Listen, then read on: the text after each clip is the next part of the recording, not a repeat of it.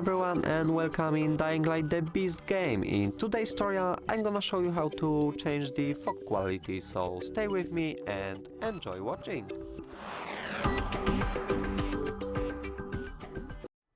As the first step, like always, we have to move to the settings. To do it, press the O button on your keyboard or click here on options.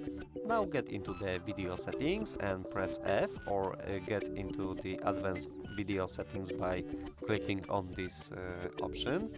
Now move to the very bottom of these options, and almost the last setting is fog quality. You can choose a low amount, medium or high, depends on your preferences and obviously how good is your PC.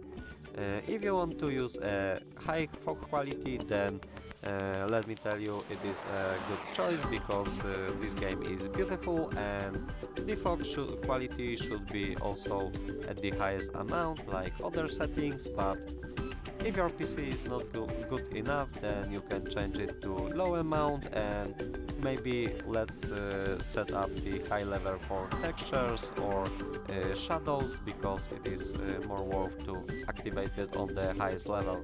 That would be all for this video. Hope you like it, leave a comment and also subscribe to our YouTube channel. Goodbye!